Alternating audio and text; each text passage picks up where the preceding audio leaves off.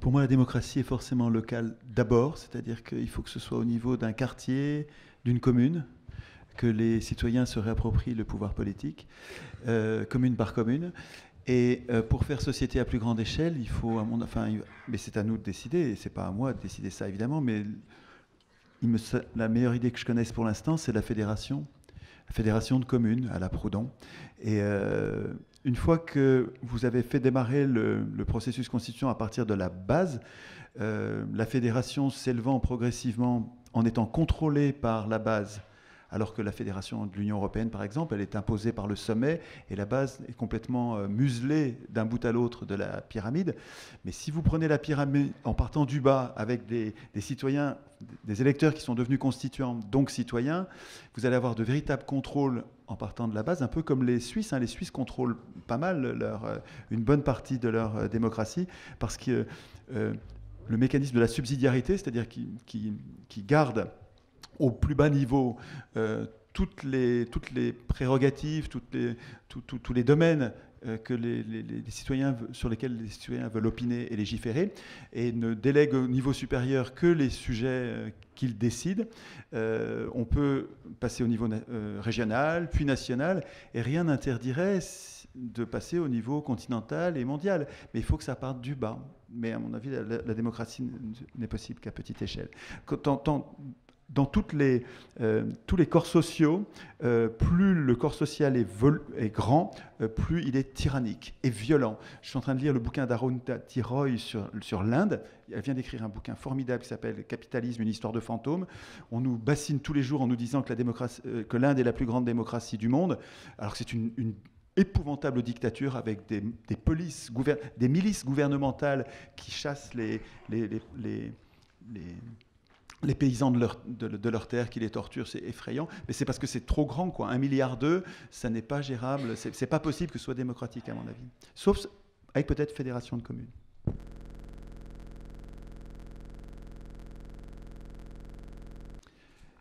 La réponse dépend de nous, parce que le temps qu'il faut pour percuter et comprendre que c'est à nous de le faire et que c'est pas compliqué, et nous entraîner à le faire, c'est pas très long.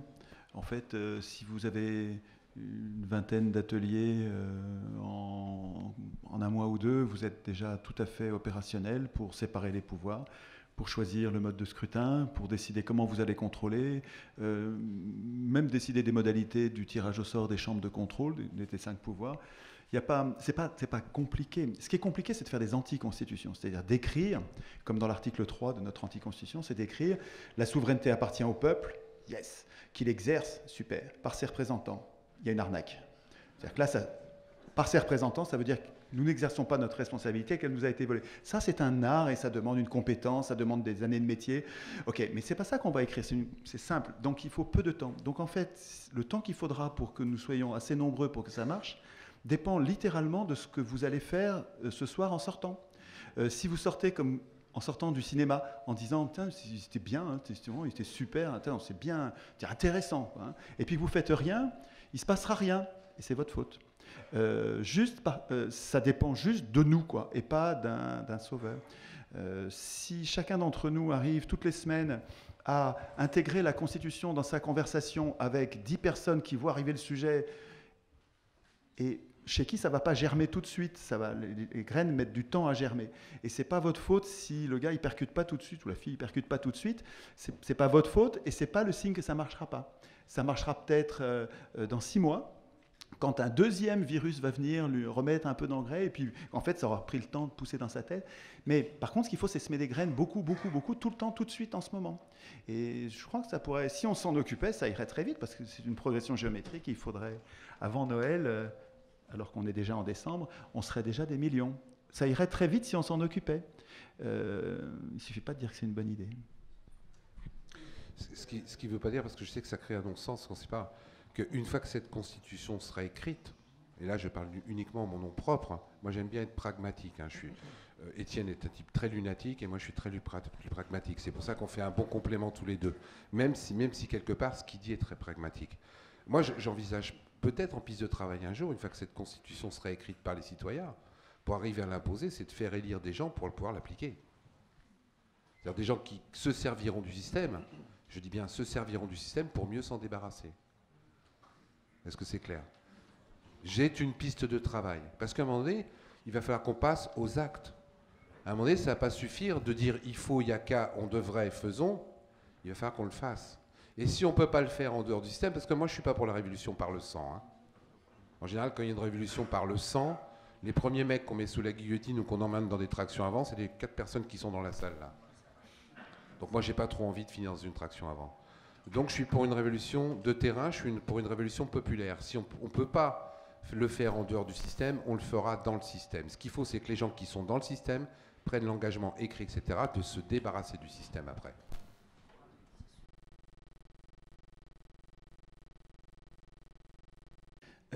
On n'est pas obligé que ce soit évidemment article par article, ça peut être groupe d'articles par groupe d'articles. L'Assemblée constituante pourrait dire les articles 20, 21 et 22, ils vont ensemble, quoi. Soit vous dites oui, soit vous dites non, mais on ne peut pas en retirer un. Et donc, mais par contre, le fait de voter la Constitution par partie me paraît être tout à fait respectueux de la souveraineté populaire qui va dire oui ou non. On ne l'oblige pas à dire oui à un ensemble dans lequel il y a possiblement des saloperies.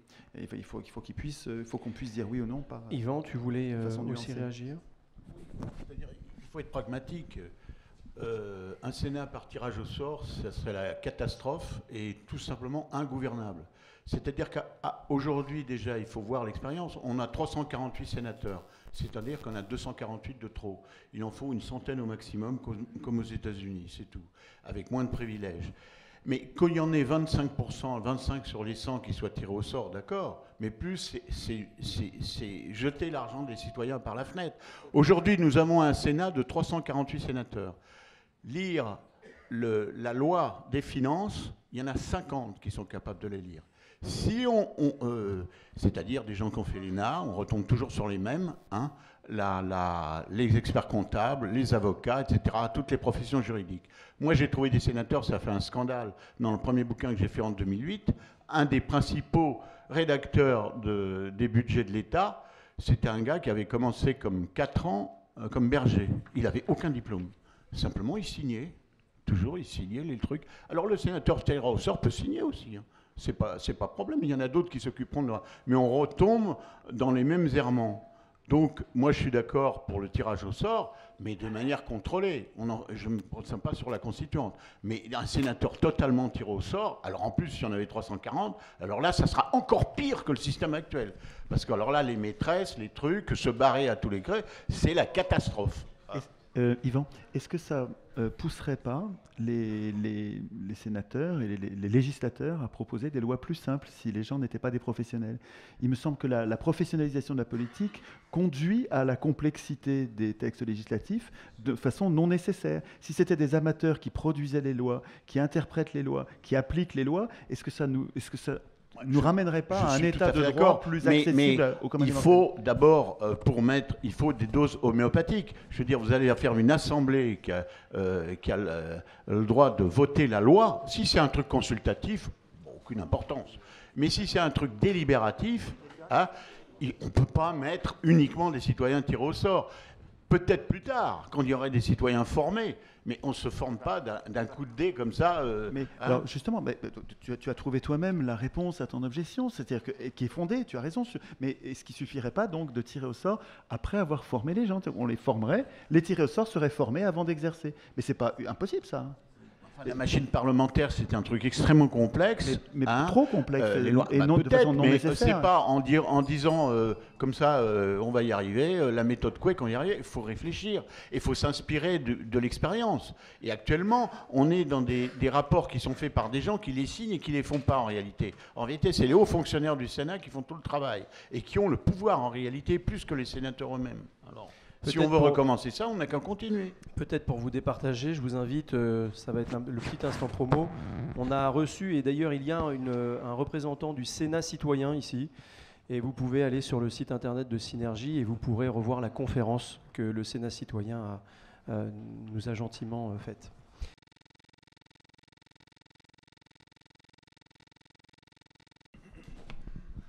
À mon avis, Alors, Sénat citoyen, Sénat, ça veut dire la chambre des vieux, hein, des anciens.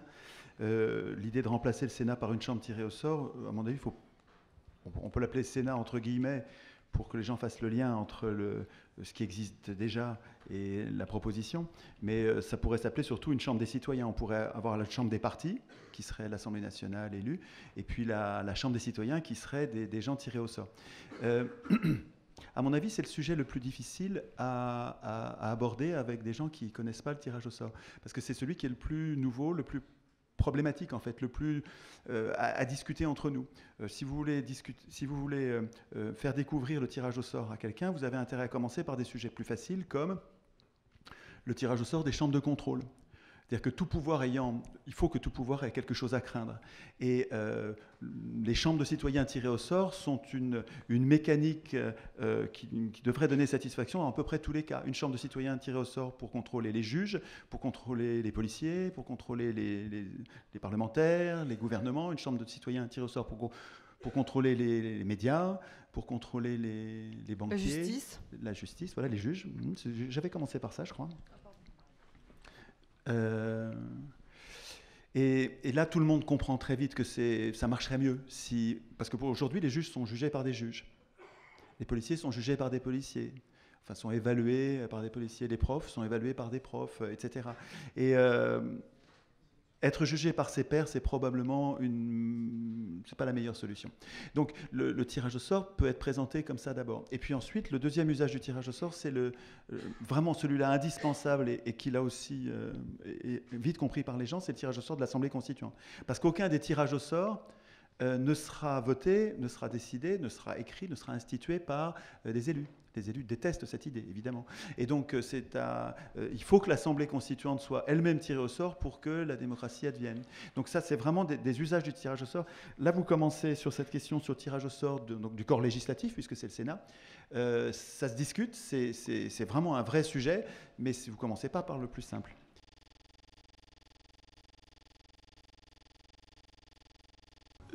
C'est l'occasion vraiment de préciser quelque chose d'essentiel. Je ne pense pas que les humains soient vertueux par nature ou vicieux par nature. Nous avons tous en nous de la vertu et du vice. Et c'est pareil pour les acteurs politiques. Donc, comme Spinoza, comme Montesquieu, je pense que de bonnes institutions sont des institutions qui contrôlent bien les acteurs, qui les incitent à la vertu et qui les désincitent au vice. Du même coup, pour répondre à votre question sur la façon dont on va éviter la corruption, vous avez toute la palette de ce que les humains ont inventé depuis 2500 ans. C'est les mandats courts, non renouvelables, puisque le pouvoir corrompt, et le pouvoir absolu corrompt absolument. Donc, comme le pouvoir corrompt, on sait qu'il faut du temps pour corrompre, on fait des mandats courts, on fait des mandats non renouvelables, on fait une reddition des comptes à la fin du mandat avec un risque de punition, on fait, etc. Donc je ne développe pas sur les institutions qui permettent d'inciter les acteurs à la vertu et de les désinciter au vice, mais il ne faut pas que ce soit eux qui les écrivent. Si on n'en a pas, quand vous lisez l'histoire de la politique, vous trouvez des tas d'idées humaines pour contrôler les pouvoirs et les inciter à la vertu et les désinciter au vice. On trouve plein d'idées et elles ne sont jamais appliquées dans les constitutions. Ce n'est pas parce qu'on n'a pas d'idées, on n'a pas de problème technique. On a toutes les techniques qu'il faudrait pour nous protéger contre la corruption. Et par contre, on a un problème politique, c'est que nous laissons les hommes qui sont à contrôler écrire eux-mêmes les règles du contrôle. Tout est là, je veux dire, c'est tout, c'est pas un problème technique. Juste pour apporter un autre élément sur la corruption, l'Islande, enfin en tous les cas les parlementaires islandais, ont proposé un projet de loi il y a 10 jours pour lutter contre la corruption, et en fait ils proposent tout simplement de quasiment doubler l'indemnité de leurs parlementaires, passer de 5 000 à 9 000 euros, pour dire que justement, grâce à ces 9 000 euros, ils ne seront pas... C'est des couillonnades, ça, c'est des couillonnades, évidemment. Voilà. Ils vont le faire d'ailleurs bientôt en France. Je vais te répondre très très vite. La meilleure façon d'éviter, par rapport à ta première question, c'est de réduire le temps des mandats, de façon à ce que les gens n'aient pas le temps de s'installer dans la corruption. Moi, j'ai une piste de travail qui vaut ce qu'elle vaut. Je dis 2 mandats pour toute ta vie, point barre. Je ne parle pas de cumul, je ne parle pas de 2 mandats pour toute ta vie, point barre. Tu fais ce que tu veux et après tu rentres chez toi. Et par rapport à Cahuzac, je vais faire court aussi, et je m'ai mal exprimé, d'ailleurs je le dis tout à l'heure, on m'a demandé de faire un erratum, je le fais. Quand je parlais de voter pour des élus, c'est en fin de compte élire des élus, ce qui est totalement différent. Et la deuxième chose, c'est que c'est vrai que Cahuzac, c'était pas un professionnel de la politique. Mais comme Valls, comme Macron, pas Macron, comme Fillon, c'est des professionnels des mandats. Ça veut dire la même chose. Donc ok, ils ont un boulot à côté, mais c'est quand même des professionnels des mandats, et c'est ça qu'il faut qu'on évite. Tu vois ce que je veux dire? Et à partir du moment où c'est des professionnels des mandats, ça devient donc des professionnels de la politique. C'est des gens qui, pendant 40 ans, ont des mandats successifs, et qui nous demandent à nous de changer de métier tous les 5 ans. Mais eux, pendant 40 ans, ils ont des mandats politiques. Ça, il faut qu'on arrête ce genre de détails, parce que tu deviens un professionnel, et tu deviens automatiquement un corrompu. Parce que quand tu commences à avoir des mandats et que tu vis quasiment que là-dessus, tu n'as pas envie de le quitter. Donc tu es prêt à faire n'importe quoi pour continuer à exister et avoir des mandats.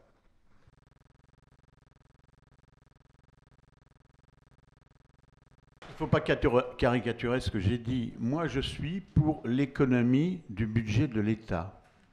Je veux bien être bicamériste, c'est-à-dire qu'on ne retourne pas à Robespierre et à la terreur, puisqu'il n'y avait qu'une chambre. Alors qu'on prend une précaution parce qu'on a peur que ça se renouvelle. Ok, d'accord. On garde le Sénat. Mais pourquoi on a besoin de 350 sénateurs presque, alors que tous les pays du monde en ont moins? Parce que c'est notre qualité d'être français. Mais moi, j'en ai marre de voir l'argent jeté par les fenêtres, c'est tout. Donc, tirage au sort, pas tirage au sort, suffrage universel, comme aujourd'hui c'est 170 000 conseillers municipaux qui les élisent, moi je dis qu'il faut un Sénat à 100 sénateurs. C'est un truc de base. D'abord, on travaille mieux à 100 qu'à 348. Hein, c'est évident. Bon. Aujourd'hui, il y a une cinquantaine de sénateurs qui monopolisent le travail dans les commissions. Parce que, bon, ils travaillent, ils viennent. Ils sont non seulement compétents, mais ils viennent. Hein. Pour qu'il y ait le vrai tirage au sort, d'abord je dis qu'il en faut que 25%, on n'a pas besoin d'avoir qu'ils soient tous tirés au sort. Pour qu'il y ait un vrai tirage au sort aussi, ça suppose que la loi change sur les fonctionnaires peuvent devenir, vous le savez, sénateurs, parlementaires ou élus. Mais actuellement, un simple employé dans le privé, cadre supérieur ou cadre moyen, il ne peut pas. Donc que vous vouliez le tirage au sort ou pas le tirage au sort, peu importe. Il faut changer la loi. C'est-à-dire qu'un simple citoyen qui se promène dans la rue ici ou quelqu'un dans la salle peut devenir sénateur ou parlementaire. Ce qui n'est pas le cas aujourd'hui du tout. C'est le statut de l'élu. Mais on va me dire c'est le statut de l'élu, on va inventer des noms. Hein. Je dis le problème, c'est que le citoyen, le statut de parlementaire est réservé à une caste aujourd'hui en France. Et c'est ça le vrai problème. Ce n'est pas le problème du tirage au sort. Si on changeait la loi et si on faisait que les gens, que le gars qui est dans le privé, quand même, qui est 4/5 des Français, parce qu'il y a 15/5 des Français qui est fonctionnaire, s'ils pouvaient, eux, accéder aux politiques, ça changerait déjà beaucoup de choses. Hein. Ce que décrit Yvan, la nécessité, c'est le statut de l'élu. Ça s'appelle le statut de l'élu. Ça permettrait à n'importe qui, et pas seulement à des privilégiés qui ont le temps, d'accéder à la possibilité d'exercer le pouvoir politique. Mais le statut de l'élu, en France, c'est une arlésienne, c'est l'arlésienne. On en parle, et en fait, les élus, on dirait qu'ils ne veulent pas le statut de l'élu, parce que ça va faire un petit peu de concurrence, sûrement, au moment d'élection. Philippe, tu voulais... C'est pas à eux de décider du statut de l'élu. Juste par rapport à ça, parce que là, moi, je peux parler que de ce que je connais. Donc, moi, j'étais président de la formation professionnelle. J'ai pas mon certificat d'études, pour ceux qui voudraient le savoir, donc je fais pas partie des élites. J'ai appris toujours tout seul. Je recevais, et ce que je vous dis encore une fois est vrai, chez moi, dans ma boîte aux lettres, parce que j'avais refusé la dématérialisation. Donc le facteur m'avait installé une deuxième boîte aux lettres. Je recevais 1,10 m par semaine de documents à lire complètement. Et sur ces documents, je devais prendre des décisions qui obèrent et qui pouvaient obérer la vie des gens pour 20 ans. Il m'était complètement impossible, et dans l'absolu, et dans la technicité, d'absorber et de lire 1,10 m de documents par semaine.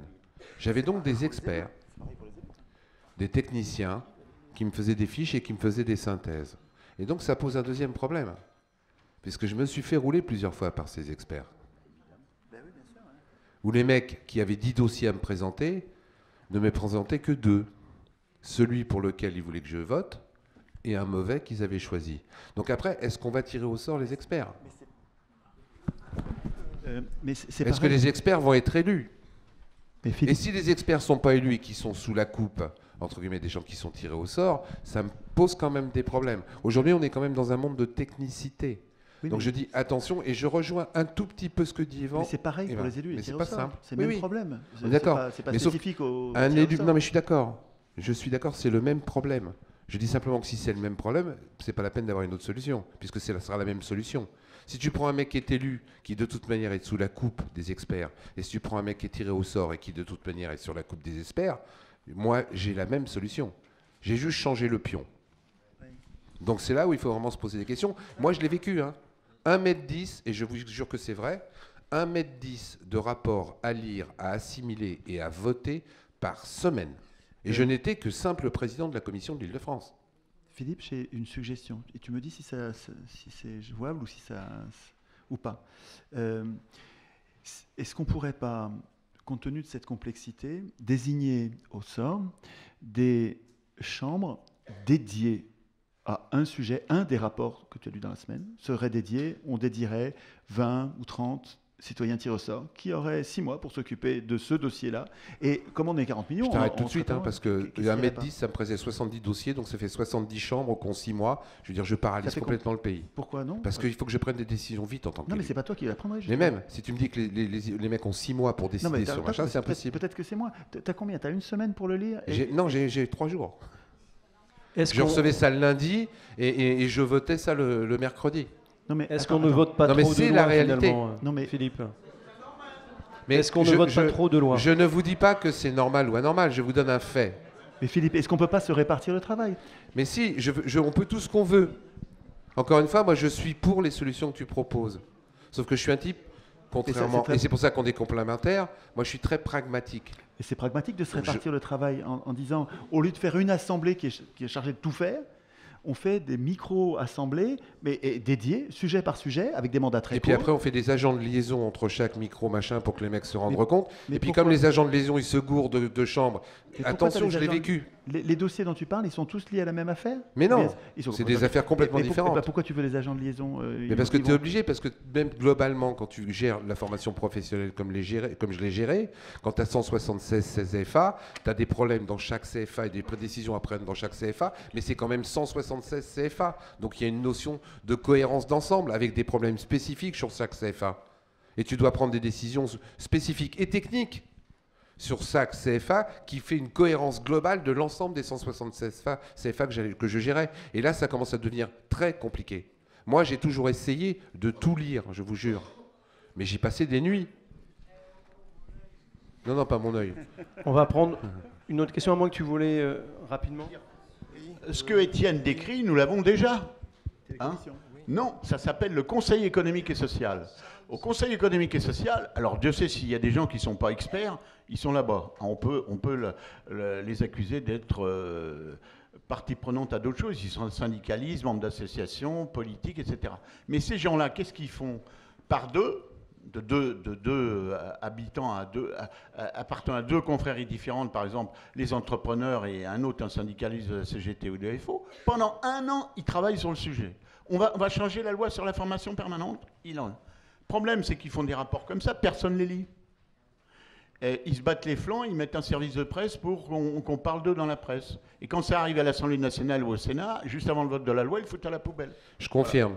Sur le CESS de mémoire, je parle sous contrôle, il y a 3 rapports sur lesquels ils ont tenu Et compte. pire que ça, dans chaque région, nous avons payé toujours avec nos impôts, payer des conseils économiques et sociaux régionaux qui ne servent strictement à rien. Enfin, avant, il y en avait 22, maintenant, il y en a plus que 13. Hein. Et tout comme ça. Et nous avons en France, alors là, ce que veut faire Étienne, c'est très bien, ça va dans le même sens des gouvernements actuels, on a à peu près 700 à 800 organismes, des hauts comités, des commissions, des machins, Des bidules. des bidules qui chacun sont pendant des années sur une question. Hein. Non, mais là, il ne s'agirait pas de faire un rapport, il s'agirait d'opiner, de trancher. Il n'y a pas besoin que les gens lisent. Il faut qu'on en discute. Je crois qu'on ne vous mettra pas d'accord ce soir. En tous les cas, Non, mais c'est au un moins vous sujet avez important, les c'est un sujet deux sons, tout le spectre des opinions.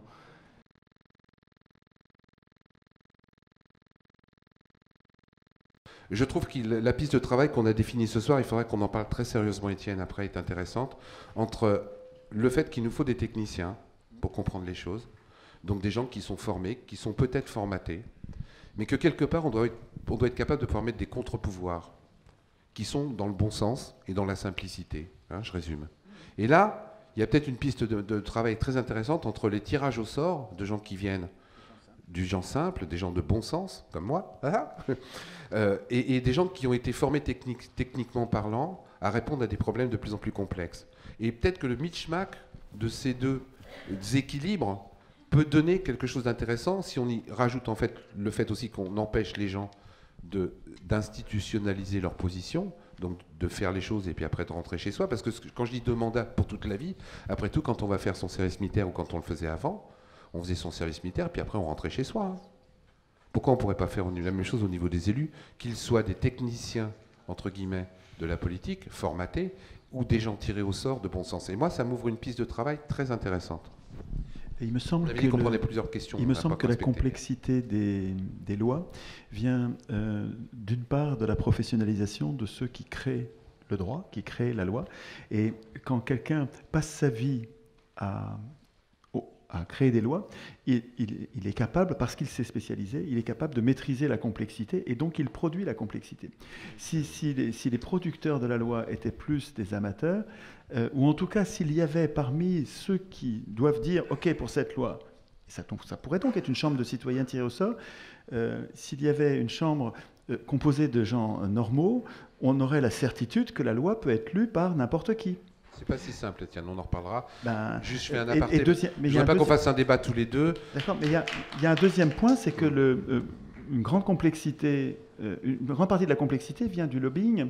La complexité de la loi, elle avantage les très grands acteurs qui ont les moyens des cabinets juridiques, Absolument. Et nous, les lanceurs d'alerte, on a fait les frais de ça. Exactement. La complexité des choses. Et c'est un nuage d'encre, cette complexité, qui nous tient à l'écart et qui n'est pas nécessaire. Nous devrions, avec une vraie constitution, nous criminaliserions le lobbying. Et alors qu'aujourd'hui, il est institutionnalisé. Oui. Les institutions européennes, elles je ne vais pas entamer le débat parce qu'il y a des questions. On en parlera, mais je suis en partie d'accord avec toi sur les tâches d'encre, mais il y a quand même des choses qui sont même complexes. Je vais prendre juste un petit sujet et je passe la parole.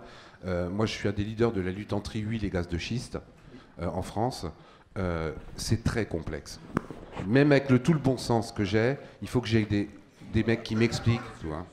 Il me semble que malgré la complexité du réel et malgré la complexité des situations qu'on veut dénouer à l'avance avec des lois qui prévoient tous les cas, malgré cela, il me semble que les législateurs, quels qu'ils soient, élus, tirés au sort, experts, peu importe, ont une obligation de résultat, de simplicité, parce que quand on dit nul n'est censé ignorer la loi, quand on émet des lois compliquées, on nous place dans une contradiction insoluble qui est une injustice flagrante. C'est-à-dire qu'une loi complexe, c'est une injustice faite aux citoyens. Et donc, c'est juste inadmissible par construction. Il faut trouver autre chose, quoi. Et comment est-ce qu'on faisait avant En fait, il faudrait laisser plus de place aux juges. Il faudrait laisser plus de place aux juges, avoir des lois plus simples et qui laissent plus de place au jugement au cas par cas par la jurisprudence. Je crois vraiment que mais tu sais, ça fait longtemps que les juristes entre eux, quand ils évaluent, c'est un vieux problème que l'inflation législative. Cette inflation législative, donc cette prolifération de lois, elle crée une insécurité juridique qui est dénoncée par les juristes eux-mêmes, enfin par des juristes eux-mêmes, depuis longtemps. Et c'est non nécessaire. Il y a longtemps qu'on sait que les lois compliquées tiennent à l'écart les gens simples et protègent les riches. Enfin, il y a longtemps qu'on sait ça, quoi. Est-ce que l'on peut... On va prendre une autre question. Bonjour. Non, je voulais simplement dire, c'est vrai, certainement que les lois sont beaucoup trop compliquées, et surtout, par exemple, le Sénat a légiféré en 2014, a fait 215 lois, l'année d'après, il en a fait le double. Donc on ne s'est pas aperçu que c'est changé les choses. Maintenant, Étienne, il aura du mal à me répondre, toute société humaine a eu son élite, économique, financière, sociale, etc. On ne peut pas, un État, une nation peut très difficilement vivre sans une élite intellectuelle, culturelle, etc., morale. Hein. Voilà. Alors, ça n'a rien à voir avec je veux dire, on peut avoir aussi... si on tire au sort, il y a des analphabètes. Hein. Je veux dire, dans notre pays, en France, il y a encore pas mal d'analphabètes. On va prendre une autre question. Hein. En tous les cas, c'est un débat qui va aller tout de suite après. Non, je veux dire, désolé, parce qu'il y a vraiment une plein question de mains de qui se lèvent. compréhension. Tout le monde n'est pas capable de comprendre non plus. On dit citoyen normal. Qu'est-ce que c'est un citoyen normal? Moi, je ne sais pas où ça commence, où ça finit.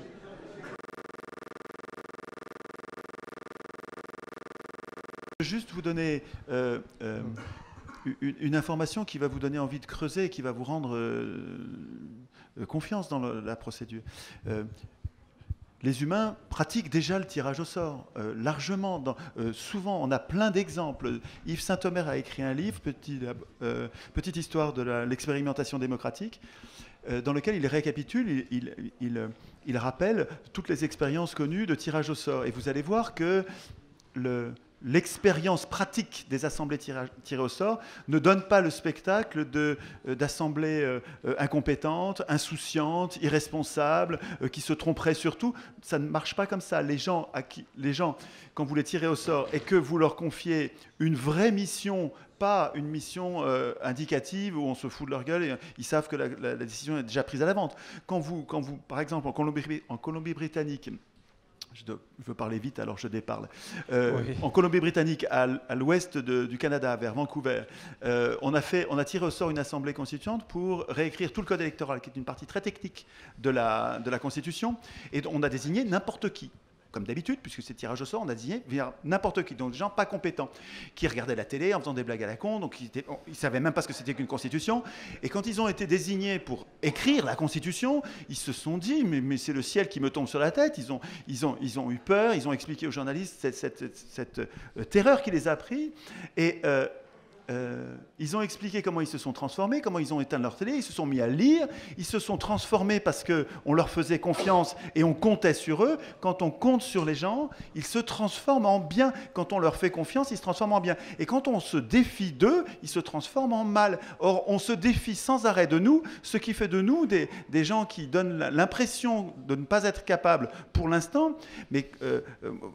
moi, je suis prof et je me rends bien compte que quand je fais confiance à un enfant, il se transforme en bien. Il essaye d'être digne de la confiance. Et vous verrez que il y a Testard qui fait un travail épatant avec ses conventions de citoyens.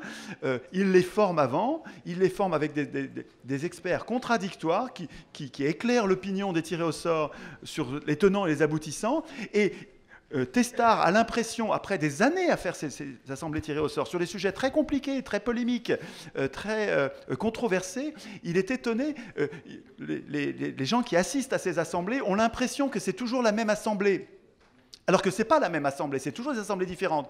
Mais quand vous les tirez au sort, vous avez une variété des avis qui fait qu'on a l'impression d'avoir toujours la même assemblée avec des gens qui sont capables de s'extraire de leur intérêt personnel et de prendre des décisions publiques, donc des décisions qui sont contraires à leur intérêt. Donc l'argument de la compétence ne résiste pas à l'analyse. Je vous fais...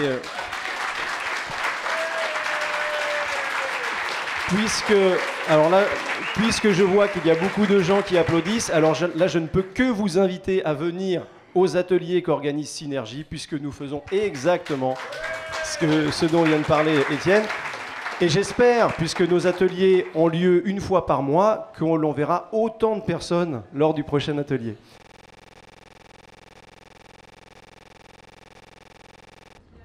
Rien. Rien.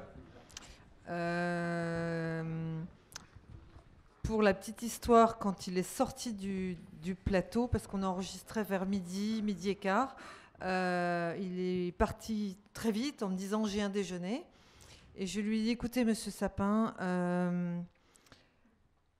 je suis obligée de quitter mon appartement, je vais être séparée de mes enfants. Il faut vraiment qu'on trouve une solution. » Puis il me dit « comment ça ?» Ben, je lui dis oui, quand vous êtes aux minima sociaux, il y a un monsieur qui est venu me voir, là, qui me racontait son histoire. Comment est-ce qu'on fait pour élever des enfants ? Ah bon écoutez, appelez-moi.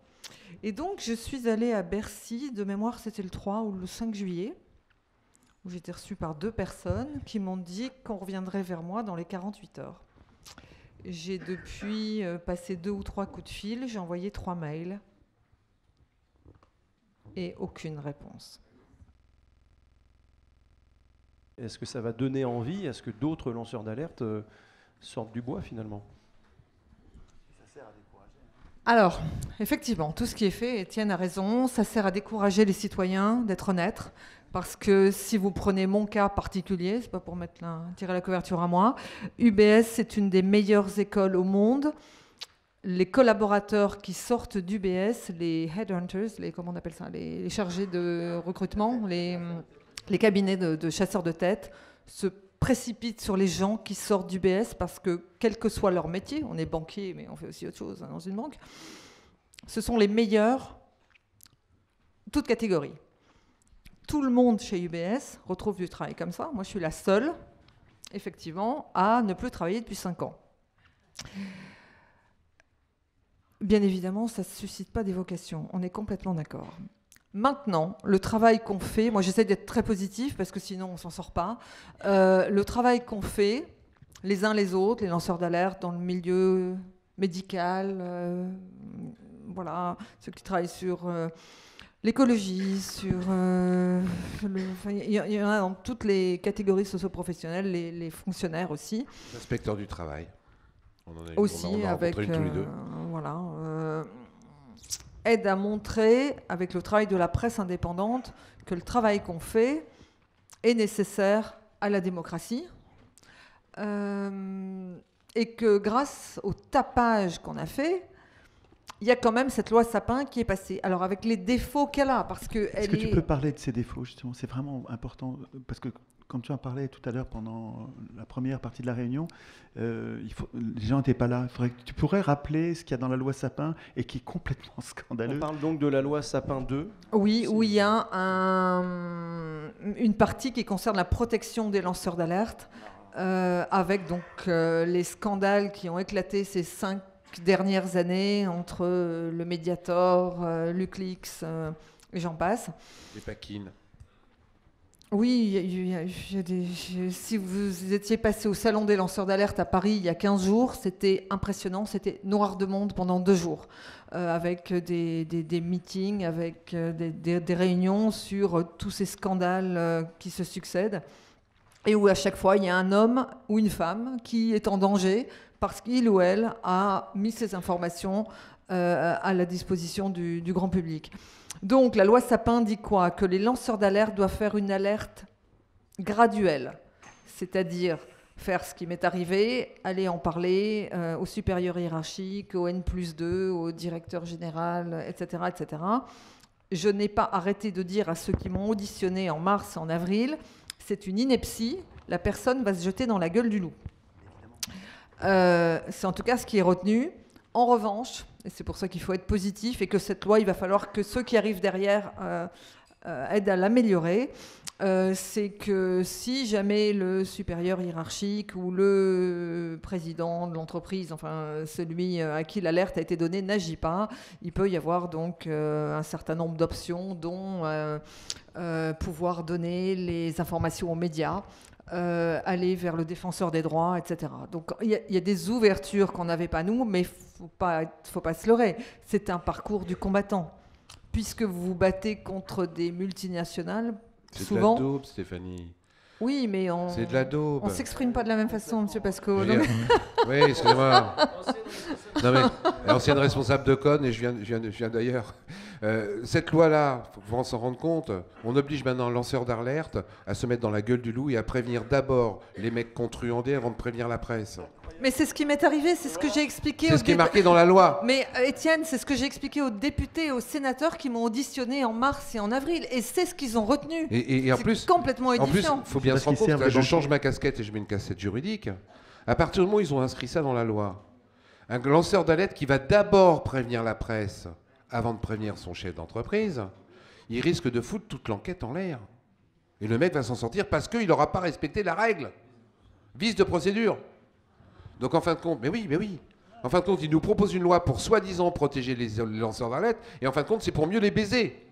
Le deuxième truc vachement bien dans la loi Sapin 2, que personne n'a vu. C'est ce qui s'appelle de la communication politique. En plus, alors maintenant, ils ont mis un truc vachement génial. Alors, le Sapin numéro 2, je l'adore, celui-là. Le patron, écoutez bien, ça vaut son pesant d'or. grâce à la loi Sapin 2, a l'obligation de garder le lanceur d'alerte dans son entreprise.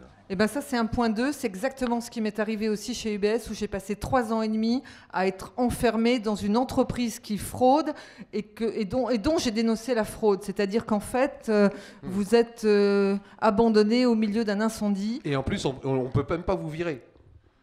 Donc le mec, il a lancé l'alerte, ses copains ne lui parlent plus, tout le monde a peur de lui, on le met dans un bureau, il n'a plus rien à foutre, et tu restes là à vie. Et ça, on a le problème avec un certain nombre de fonctionnaires, avec l'article 40, c'est dont on parlait tout à l'heure. C'est-à-dire tous ces fonctionnaires qui se retrouvent complètement placardisés suite à des lancements d'alerte. C'est absolument scandaleux. Et ça, c'est loi Sapin 2, et les journalistes trouvent ça génial. Mais eux, ils savent pas ce que c'est. Et en plus, pour ceux qui savent pas, c'est pas du tout rétroactif. C'est-à-dire que pour tous ceux qui sont dans des procédures comme moi aujourd'hui, bien évidemment, c'est pas valable. Ça n'est incompréhensible que si on oublie que Sapin est élu avec l'argent des banques, les médias des banques. Sapin, il obéit aux banques et donc il protège les banques.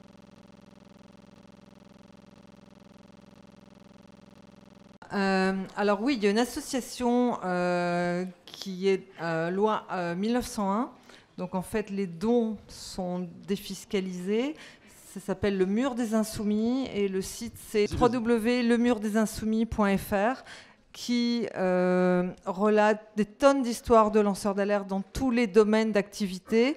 Les lois, le TTIP, la loi secret des affaires à Bruxelles, enfin tout ce que vous voulez, des informations aussi sur des lanceurs d'alerte à l'international. Et les fonds vont servir à pouvoir faire fonctionner à la fois le site, l'association et pouvoir aider les lanceurs d'alerte. La vraie grosse problématique des lanceurs d'alerte, effectivement, est de perdre leur job et de ne pas pouvoir en retrouver juste parce qu'ils sont honnêtes. Donc c'est une véritable surprise qui n'en est plus vraiment une au final. Mais la deuxième grosse catastrophe, c'est les frais d'avocat que doivent payer les uns les autres. Je voyais que Raphaël Allais, par exemple, pour LuxLeaks, le procès LuxLeaks au Luxembourg la semaine prochaine, est en train de faire une quête, je crois que c'est sur Litchi, parce qu'il a besoin de 17 000 € pour ses frais d'avocat. Et là, c'est un sujet dont on n'a pas parlé, qui, moi, me tenait à cœur ce soir. Je pensais que ça allait intéresser, mais bon, je vois que c'est surtout sur Étienne que les questions étaient dirigées. Mais le nœud gordien, c'est quand même la justice. On a parlé beaucoup des hommes politiques, on a parlé de la finance, mais la justice est quand même là pour ne pas aller dans le sens des citoyens que nous sommes. Et c'est un vrai business d'être un avocat. On n'est pas avocat pour défendre la veuve et l'orphelin. Personne ne le dit. Moi, personnellement, je suis très, très choquée de ça.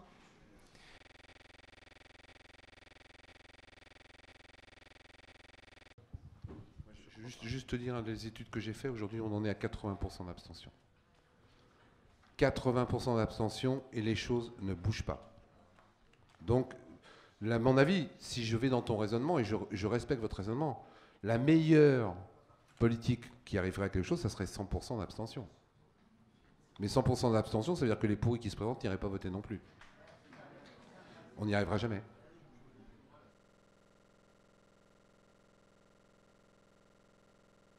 Moi, je connais Stéphane Guyot. C'est une des pistes de travail, c'est bien. Le problème, c'est que là aussi, le système, il est verrouillé. Il est très verrouillé. Et que les parrainages sont de plus en plus difficiles à obtenir parce qu'ils ont mis en place des systèmes qui maintenant fait que le mec qui signe, on le sait, que tous les 15 jours, ils sont publiés. Et que moi, j'ai même des préfets aujourd'hui qui téléphonent à des maires pour pas qu'ils donnent les parrainages. Même sur le primaire de la gauche aujourd'hui, je vous donne un scoop, Marie-Hélène Heilmann s'est retirée de la compétition de la primaire. J'ai comme l'impression qu'elle a reçu quelque chose qui lui disait qu'il y avait quelque chose qui allait sortir si elle continuait. Gérard Filoche, qui on aime ou on n'aime pas, se présente sur la primaire avec des propositions quand même qui... Eh ben, ils sont en train de tout faire pour qu'il aille passer parrainage. Donc, parrainage ou pas parrainage, aujourd'hui, malheureusement, le système est vérolé. Et vérolé et verrouillé.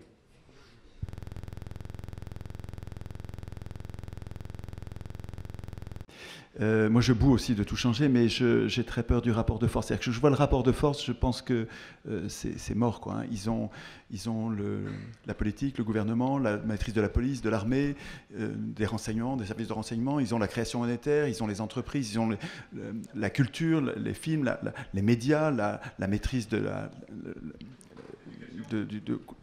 du consentement. Fabrication du consentement, ils ont le pouvoir. Attends. Et nous, on n'a juste rien du tout. On a juste notre nombre. Or, notre nombre, tant qu'on ne s'est pas polarisé sur une cause commune, et nous en avons une, hein, je ne reviens pas là-dessus, tant qu'on ne s'est pas polarisé, notre nombre est précisément notre faiblesse. C'est beaucoup plus facile pour une oligarchie, un petit nombre, de se polariser sur la défense de leurs intérêts que pour un très grand nombre de faire la même chose. C'est beaucoup plus difficile pour nous. Et donc, tant qu'on n'a pas réussi à mener ce travail d'éducation populaire qui nous permet de nous polariser sur ce qui compte, la bonne idée. Alors, il faut qu'on trouve ensemble la bonne idée. Il me semble que ce n'est pas aux hommes au pouvoir d'écrire les règles du pouvoir, c'est un bon prisme, parce que quel que vous soyez de gauche, de droite, que vous soyez riche ou pauvre, pas ultra riche, mais riche ou pauvre, nous avons tous intérêt à être protégés des abus de pouvoir, et donc à ce que les constitutions soient des vraies constitutions. Mais tant qu'on n'a pas réussi à polariser à la base nos volontés, si on engage le rapport de force avant, on va juste se faire écraser. Et c'est déjà arrivé plusieurs fois, et je n'ai pas très envie de me faire écraser. Alors c'est ça qui fait que je suis à la fois admiratif du travail de Sylvain et réticent à y aller, c'est parce que juste j'y crois pas, je crois qu'on n'est pas encore prêt, il me semble, mais bon, voilà. Je rejoins complètement ce que dit Étienne, et moi aussi je suis un type qui bouge. Je vous donne juste un exemple qui me fait dire qu'on n'est pas prêt. Je vais revenir à ma pétition nationale que j'ai lancée à 2 ans. J'ai 142 000 signatures dessus, tout le monde est au courant, en 2 ans. Je jette un chat contre un mur. J'ai 5 millions de signatures en 48 heures. J'ai 4 brigades de mecs qui se mettent en route pour aller trouver celui qui a jeté le chat. Donc c'est vrai que moi aussi je boue. Mais quand je vois ces 2 exemples, et je vais arriver à faire changer la loi, 140 000 signatures en 2 ans, 5 millions de signatures en 48 heures. Il faut aussi que quelque part le citoyen, on travaille pour qu'il aille vers les choses essentielles et pas uniquement sur l'émotionnel. Parce que de plus en plus, nous, ce qu'on propose et ce qu'on fait tous les 4, on essaye de changer les choses en profondeur. Mais malheureusement, de plus en plus, les gens ne vivent qu'en surface. Je ne dis pas que c'est bien, je ne dis pas qu'il faut. Je constate que de plus en plus, les gens ne vivent qu'en surface. Je change mon téléphone tous les 6 mois parce qu'on m'éduque à changer mon téléphone tous les 6 mois. Je prends des trucs de plus en plus sophistiqués dans mon téléphone. Mais un téléphone, c'est qu'un téléphone.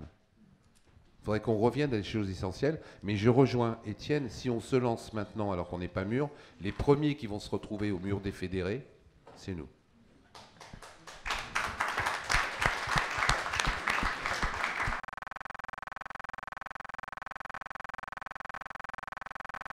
Et je le redis, je ne peux pas monter les marches d'escalier 4 à 4 parce que quand on marche les montes d'escalier 4 à 4, à un moment donné, on se casse la gueule.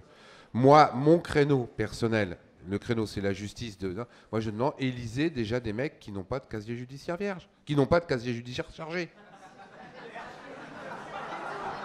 Quand la loi va passer, parce que là, ils vont la passer au mois à Noël, on va à quelques-uns balancer sur les réseaux sociaux le fait qu'on balance ces lois. Mais prenez-vous par la main et envoyez cette loi à tous vos députés par Internet en disant si tu la votes pas, je te pète la gueule. J'essaye de me maintenir, mais on en est là.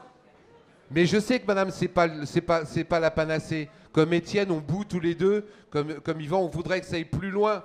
On voudrait que ça aille tout de suite parce qu'on en a tous marre de tous ces gens qui nous exploitent, de tous ces banquiers qui nous prennent pour des connards et qui en plus nous marchent dessus. Mais quelque part, montons les marches d'escalier un par un. Moi, je suis fou de rage quand je vois des mecs qui ont détourné des millions d'euros. Des millions d'euros. Ils se présentent aux élections, on les réélit. Ils travaillent avec les banquiers. N'élisons pas ces gens-là. Même s'ils sont de notre parti politique, même si c'est mon frère. Parce qu'on en est là aujourd'hui. Parce que quelque part, les électeurs aussi, faut pas se cacher les yeux, je vais terminer là-dessus. Ils préfèrent un élu corrompu à un élu intègre. Parce qu'un élu corrompu, il vous donnera la petite place de crèche. L'élu corrompu, il vous fera sauter votre PV. Il va passer le coup de téléphone pour prendre votre fils à l'université. Eh ben non. Non. Un élu corrompu, un élu qui est condamné, un élu qui a mis les doigts dans la confiture, un élu qui a touché une nana, je ne prends l'engagement à ne plus voter pour lui. Je prends l'engagement à ne plus voter pour lui. Tu dégages. On aura monté une marche d'escalier. Alors moi, je vais ajouter quelque chose très complémentaire. L'année dernière, je rencontre une députée européenne, PS, qui me dit « Madame Gibault, il y en a un petit peu marre, vous êtes toujours en train de dire les lobbying à Bruxelles. Moi, j'en ai jamais vu. » Alors, je fais bonne figure. Et cette année, il y a une humoriste de France Inter qui s'appelle, aidez-moi, Nicole Ferroni. Nicole Ferroni qui a sorti la liste de tous les députés français, elle a mis ça sur son compte Twitter, sur son compte Facebook, allez le voir, qui ont voté la loi secret des affaires en urgence, comme ça, avant l'été, certainement pour mieux que les lanceurs d'alerte du dossier LuxLeaks soient mangés la semaine prochaine au Luxembourg. Et donc forcément, le nom de cette fille apparaissait dans la liste PS, qui ont d'ailleurs pratiquement tous voté. Donc il faut s'intéresser à ce qui se passe au quotidien. C'est vrai que c'est un travail énorme. Moi, je fais ça 20 heures par jour, alors que j'ai plus de métier et que je suis censée plus travailler. Mais c'est un vrai métier d'être citoyen. C'est-à-dire que du lundi matin au dimanche soir, il faut pas... C'est comme des enfants turbulents, il ne faut pas les lâcher une seconde, quoi. Il ne faut pas leur faire confiance.